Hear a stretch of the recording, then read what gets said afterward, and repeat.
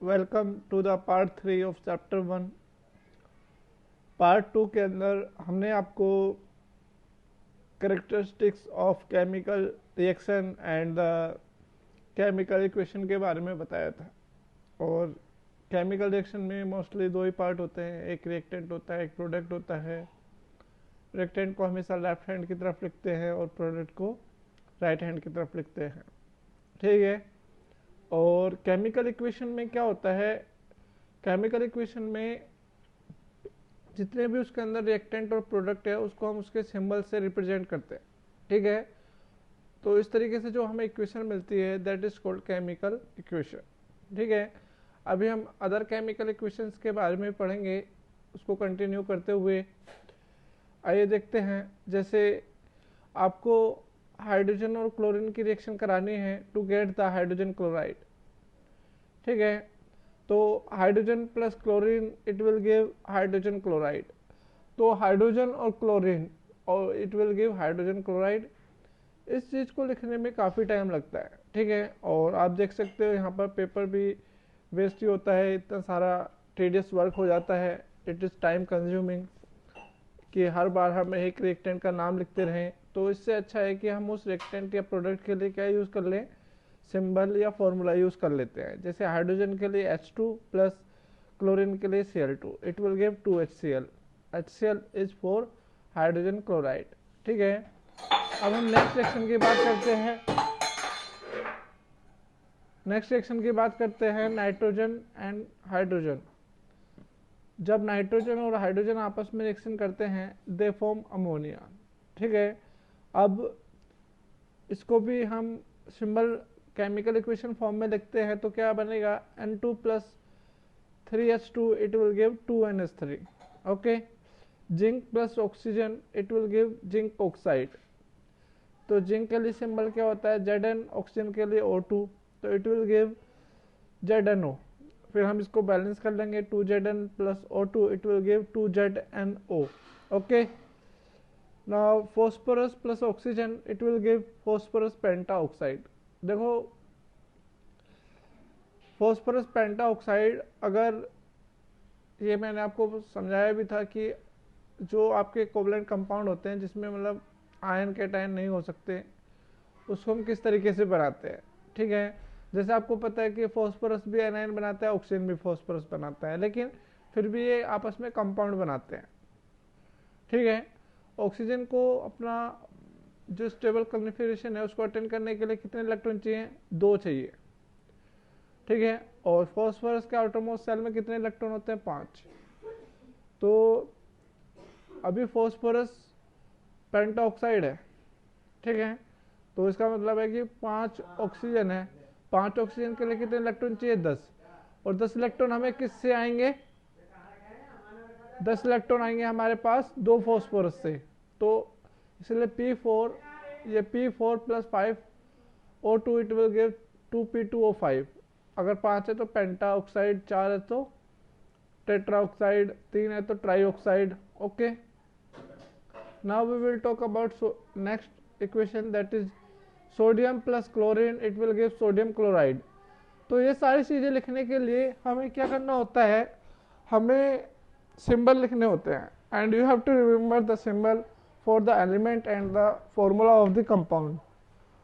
तो कंपाउंड का फॉर्मूला लिखने के लिए क्या होता है, आपको जो हमने कैटायन एनायन लिखाए थे वो आने चाहिए, ताकि आपको नाम से ही पता चल जाए कि भाई इसका फॉर्मूला क्या करना है, या फॉर्मूले से आपको ये पता चल जाए कि जो फॉर्मूला बना है वो किस लिए बना है। जैसे सोडियम क्लोराइड का फॉर्मूला NaCl ही क्यों बना है, ये सारी चीज़ें आपको समझ में आ जाती हैं, ठीक है, अगर आपको एनायन और कैटायन के बारे में पता होता है, ठीक है। तो now we will talk about the next topic that is skeletal equation.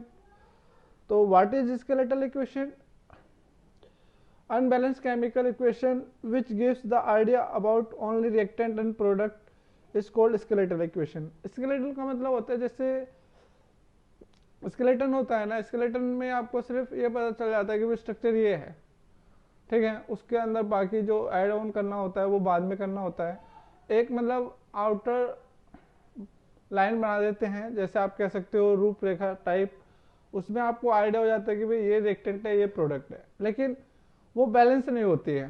ठीक है, तो skeletal equation tells about is a chemical equation which tells about the reactant and product only, but it is not balanced. ठीक है, ये balance नहीं होती है। Skeletal equation में सिर्फ आपको क्या करना होता है, आपको लिख दिया, जैसे अभी हमने एक रिएक्शन बताई थी, nitrogen plus hydrogen it will give ammonia, तो हम एक इक्वेशन लिख देंगे N2 plus H2 it will give NH3। Okay, that is skeletal equation. Skeletal equation में आपको पता चल गया कि यहाँ पर क्या रिएक्टेंट है और क्या प्रोडक्ट है। ठीक है, तो स्केलेटल इक्वेशन में सिर्फ आपको इतना पता चलता है। लेकिन स्केलेटल इक्वेशन के बाद हमारे पास आता है, क्या आता है, जैसे यहाँ पर आप देख सकते हो Na plus H2O it will give NaOH plus H2। ठीक है, तो यहाँ पर आप देखेंगे हर एक एलिमेंट जो है उसके जो एटम्स है, जैसे सोडियम के एटम्स हैं और हाइड्रोजन के एटम्स हैं, वो बैलेंस्ड नहीं है। ठीक है, तो हमें अब क्या करना पड़ेगा, इसको बैलेंस करना पड़ेगा। But now a question comes to our mind that why we should balance a chemical equation.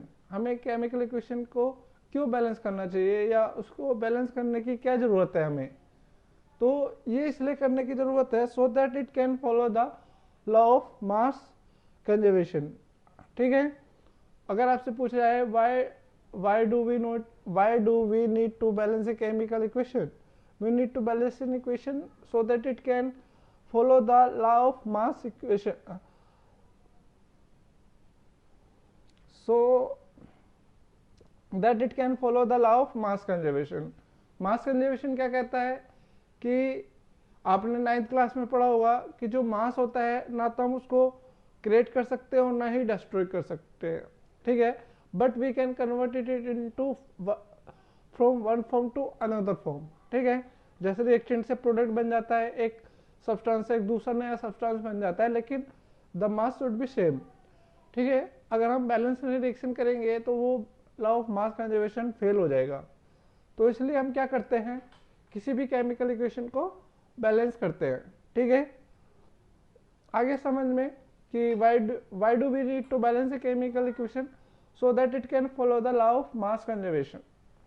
ठीक है, स्केलेटल इक्वेशन आ गया समझ में, and why do we need to balance a chemical equation ये भी हो गया। now we will talk about the balanced chemical equation। what is it, what is balanced chemical equation। Balance chemical equation के बारे में बात करते हैं। जो इक्वेशन होती है, जो स्केलेटल इक्वेशन होती है, उसको बैलेंस करने के बाद जो हमारे पास केमिकल इक्वेशन आते हैं that is called balance chemical equation. या आप ये कह सकते हो जो भी केमिकल इक्वेशन गिवन होती है उसमें हर एक एलिमेंट के जो एटम्स होते हैं, reactant side and product side, they are equal. ठीक है, वो बराबर होते हैं। अगर रिएक्टेंट साइड में 2 हैं तो प्रोडक्ट साइड में भी 2 होने चाहिए।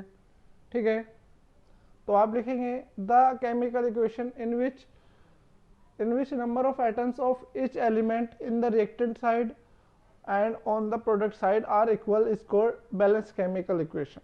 ठीक है, जैसे हमने लिखा था 2mg plus O2 it will give 2mgO। तो यहाँ पर mg के भी 2 हो गए रिएक्टेंट साइड में और mg के 2 हो गए प्रोडक्ट साइड में। ऑक्सीजन के 2 हो गए रिएक्टेंट साइड में, ऑक्सीजन के 2 हो गए प्रोडक्ट साइड में। ठीक है, तो ये आपको पता ही है कि भाई एटम्स कैसे फाइंड आउट करते हैं। अगर किसी फॉर्मूले के अंदर किस स्टार्टिंग में 2 लग जाता है तो that is its means its multiplies in all the atoms present in that formula. ठीक है, now we will talk about the rules for balancing a chemical equation. ठीक है, जैसे आपको कोई भी केमिकल रिएक्शन दे दी तो सबसे पहले हम क्या करते हैं, firstly right a chemical skeletal chemical equation. ठीक है,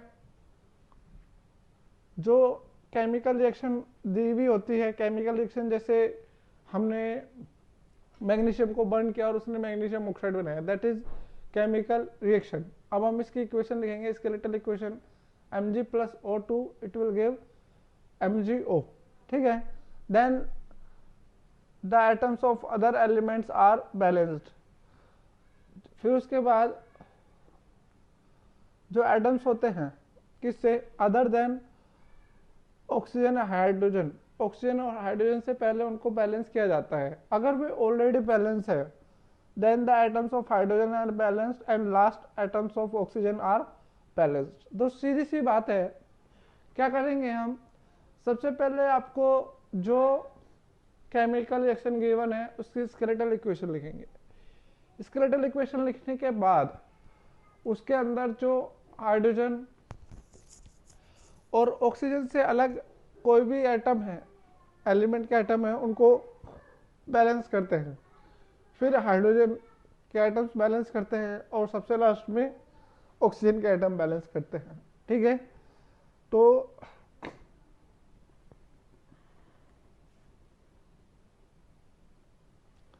यहाँ पर now we will talk about the characteristics of a chemical equation। Chemical equation हमें क्या क्या बताती है। Chemical equation tells about the chemical formula of each and every reactant and product in a chemical reaction। ठीक है, it tells about the stoichiometry। what is stoichiometry? stoichiometry ये होता है कि भाई किस एटम के सामने कितना नंबर आएगा। जैसे Mg plus O2 it will give MgO। तो यहाँ पर जब हमने इसको बैलेंस किया तो इसमें आया 2Mg plus O2 it will give 2MgO। तो यहाँ पर स्टोइचियोमेट्री बता दिया कि भाई Mg के आगे 2 आएगा और MgO के आगे 2 आएगा। ठीक है, now I am telling about the some different knowledge you will come across this hydrocarbons on chapter 4। Chapter 4 में हाइड्रोकार्बन्स आएंगे, लेकिन हम बैलेंसिंग ऑफ केमिकल इक्वेशन करते हैं तो इसको अभी पढ़ लेते हैं। What are hydrocarbons? The hydrocarbons are those compound which contains carbon and hydrogen only. ठीक है, ऐसे कंपाउंड्स को क्या बोलते हैं हम? हाइड्रोकार्बन्स बोलते हैं। ठीक है, और जब भी आपसे बोला जाए कि भाई मतलब आपको कोई भी कंपाउंड दे रखा है, जैसे आप मान लो गोबर गैस है या natural gas that is CH4 methane, आपको बोल दे कि मीथेन को हमने एयर में बर्न किया तो हमारे पास क्या बनता है हमेशा? Carbon dioxide that is CO2 and water. ये आपको याद रखना है कि जब भी हम हाइड्रोकार्बन्स को बर्न करते हैं एयर के अंदर या रिएक्शन विद ऑक्सीजन, ठीक है, कंबशन का मतलब ही बर्न करना होता है। ठीक है, तो you will get always carbon dioxide and water as a product.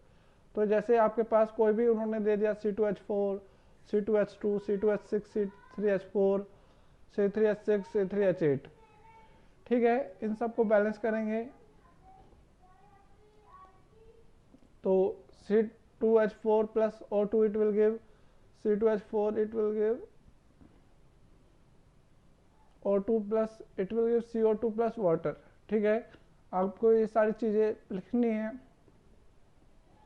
I will tell you the balancing in another way so that you can understand it very easily। now we will talk about the limitation of a chemical equation। chemical equation की क्या क्या limitation होती है? तो सबसे पहले limitation आती है physical state। तो chemical equation does not tells about the physical state of the reactant and product। जो chemical equation होती है वो हमें reactant product के बारे में कुछ भी नहीं बताती है कि भाई रिएक्टेंट हमारा सॉलिड स्टेट में है, गैसेस स्टेट में है या लिक्विड स्टेट में है, और जो प्रोडक्ट मिलेगा हमें सॉलिड स्टेट में मिलेगा, लिक्विड स्टेट में मिलेगा या गैसेस स्टेट में मिलेगा, इस बारे में हमें कोई भी जानकारी नहीं दी जाती है। ठीक है, रिएक्शन कंडीशंस और केमिकल इक्वेशन में रिएक्शन कंडीशन भी नहीं बताती है कि उसके लिए हमें क्या क्या कंडीशन चाहिए, कि कितना टेम्परेचर चाहिए, कितना प्रेशर चाहिए। ठीक है, किसी भी केमिकल को आकर होने के लिए कितनी चीज़ें हमें करनी चाहिए, इस बारे में हमें कुछ भी पता नहीं चलता है। एनर्जी चेंज, केमिकल इक्वेशन हमें एनर्जी चेंज के बारे में भी नहीं बताती है कि भाई किसी भी रिएक्शन को इनिशिएट करने के लिए हमें एनर्जी चाहिए या नहीं चाहिए, या कोई भी केमिकल इक्वेशन होती है तो उसमें एनर्जी रिलीज होगी या नहीं होगी। इस तरीके से इस बारे में हमें कुछ भी जानकारी केमिकल इक्वेशन नहीं देती है, ठीक है। You have to remember everything, okay. Energy change हो गया। फिजिबिलिटी मीन्स, फिजिबिलिटी का मतलब है पॉसिबिलिटी। स्पोनिटी, जैसे कोई भी रिएक्शन होगी या नहीं होगी। आपको क्या है कि भाई दो रिएक्टेंट लिए आपने उनको मिक्स कर दिया और आपको प्रोडक्ट मिल गया, आपको ये लगता है कि इस तरीके से कुछ होता होगा, लेकिन ऐसा नहीं है। हर बार आप दो रिएक्टेंट को मिला के रिएक्शन नहीं होते। जैसे आप कह सकते हो नाइट्रोजन एंड ऑक्सीजन एनवायरनमेंट में प्रेजेंट है, नाइट्रोजन 78% है, ऑक्सीजन 21% है, ठीक है। तो ये दोनों एनवायरनमेंट में प्रेजेंट है लेकिन फिर भी रिएक्शन नहीं होती है, तो ये नॉन फिजिबल हो गई। फिजिबिलिटी का मतलब है कि वहाँ पर रिएक्शन होगी या नहीं होगी, ठीक है। स्पीड ऑफ द रिएक्शन के बारे में हमें कुछ नहीं बताते हैं कि भाई आपने रिएक्टेंट तो मिला दिए लेकिन वो कितनी जल्दी आपको प्रोडक्ट देंगे, मतलब 1 घंटे में, 2 घंटे में, 4 दिन में, 5 दिन में, इस तरीके से। It does not tell about the time taken by a chemical reaction. किसी भी रिएक्शन को अकर होने में कितना टाइम लगता है उसके बारे में ये हमें कुछ भी जानकारी नहीं देते। This are the limitation of a chemical equation. Now we will talk about the how can we make the chemical equation more informative, ठीक है। तो अभी अब तक आपने क्या किया, केमिकल इक्वेशंस के बारे में पढ़ा, वाटर केमिकल इक्वेशन, फिर हमने स्केलेटल इक्वेशन बताया, फिर स्केलेटल इक्वेशन से हमने बैलेंसिंग बताया आपको कि भाई बैलेंस कैसे करते हैं या बैलेंस करने की ज़रूरत क्यों पड़ती है, ठीक है। अब हम कर रहे हैं, फिर हमने किया characteristics of a chemical equation. Characteristics of chemical reaction अलग था, characteristics of a chemical equation अलग है, जो आपको फॉर्मूले ऑफ रिएक्टेंट प्रोडक्ट के बारे में बताता है और क्या करता है वो स्टोइचियोमेट्री ऑफ द रिएक्शन के बारे में बताता है। Now we will talk about the limitations of a chemical equation. उसके बारे में हमने लिमिटेशन ऑफ केमिकल इक्वेशंस के बारे में बता दिया, physical state, reaction condition for a chemical reaction, okay, energy change, feasibility, speed of the reaction, okay. These are the some points which have to be considered while writing the limitation of a chemical equation. Now you will be put up a question here, how can we make a chemical equation more informative। जब हमने इतनी सारे limitation मतलब इसमें गलतियां बता दी हैं, तो अब हम कैसे इसको कर सकते हैं, इसको रेक्टिफाई कैसे कर सकते हैं, ठीक है। किस तरीके से क्या करें कि जो हमारी केमिकल इक्वेशन है वो बहुत ही ज़्यादा क्या हो जाए, इन्फॉर्मेटिव हो जाए। तो ये सब करने के लिए हम क्या करते हैं, रिएक्शन को इन्फॉर्मेटिव बनाने के लिए हम उसमें कुछ कुछ चीज़ें ऐड कर देते हैं, ठीक है। तो सबसे पहला पॉइंट आता है by mentioning the physical state of each reactant and product. सबसे पहला पॉइंट कि हम किसी भी केमिकल इक्वेशन में जो भी रिएक्टेंट और प्रोडक्ट है उसकी क्या करते हैं, फिजिकल स्टेट को मेंशन कर देंगे, ठीक है। फिजिकल स्टेट को मेंशन करेंगे, जैसे लिक्विड के लिए क्या आ जाता है एल, स्मॉल एल, और उसको पैरेंथेसिस के अंदर इनक्लोज करेंगे, ठीक है। गैस के लिए स्मॉल जी आएगा, सॉलिड के लिए एस आएगा, ठीक है। और अगर किसी कंपाउंड को हमने वाटर में डिसॉल्व करके तब उसको रिएक्टेंट के तौर पर यूज किया है तो उसके आगे ए क्यू लग जाता है। ए क्यू का मतलब होता है that substance is dissolved in water means aqueous solution। जैसे NaOH के आगे AQ लग गया तो इसका मतलब है कि जो हमने NaOH लिया है उसको वाटर के अंदर डिसॉल्व किया है, ठीक है। जैसे CCl4 लिक्विड हो गया और CCl4 गैस, यहाँ पर 4 नहीं लिखा हुआ है, दैट इज CCl4 गैस, ठीक है। तो ये आपको पता चल गया कि भाई अगर आप CCl4 और इट विल गिव CCl4 ये लिखा होता तो आपको पता ही नहीं होता कि भाई ये केमिकल इक्वेशन ठीक है भी या नहीं है। अभी हमने इसमें क्या किया, केमिकल इक्वेशन मेंशन कर दी, तो सॉरी फिजिकल स्टेट मेंशन कर दी, तो आपको पता चल गया कि भाई CCl4 लिक्विड से गैसेस स्टेट में चेंज हुआ है, ठीक है। तो NaOH एक्वस, तो यहाँ पर आपको पता चल गया कि भाई NaOH को वाटर में डिसॉल्व किया है। HCl aqueous, it will give NaCl aqueous plus water, plus water भी आएगा, इन्होंने लिखा नहीं है, प्लस वाटर। अगर वाटर है तो उसके आगे एल आएगा, ठीक है। तो यहाँ पर हमने क्या किया कि भाई NaOH को वाटर में डिजोल्व किया, HCl को वाटर में डिजोल्व किया, फिर उन दोनों को मिक्स कर दिया, तो आपको क्या मिल जाता है NaCl इन एक्वस फॉर्म, मतलब वाटर के अंदर NaCl डिजोल्व रहेगा। जब एक्वस लगा हुआ होता है इसका मतलब है वो चीज उसमें वाटर में, मतलब वाटर के अंदर डिजोल्व है। तो NaCl एक्वस मतलब वाटर के अंदर डिजोल्व है, प्लस वाटर और आएगा इसमें लिक्विड फॉर्म में। जैसे हम यहाँ पर एक क्वेश्चन करते हैं, solid sodium carbonate is added to the aqueous solution of HCl and it will give the sodium chloride and carbon dioxide gas and water। तो आपको एक बैलेंस केमिकल इक्वेशन लिखनी है, तो Na2CO3 that is according to the given question solid plus 2HCl aqueous it will give 2 NaCl aqueous plus H2O liquid plus CO2 gas। CO2 gas आएगा यहाँ पर, not aqueous. ठीक है, आगे समझ में। तो हमने आजकल सिर्फ इतना ही करेंगे।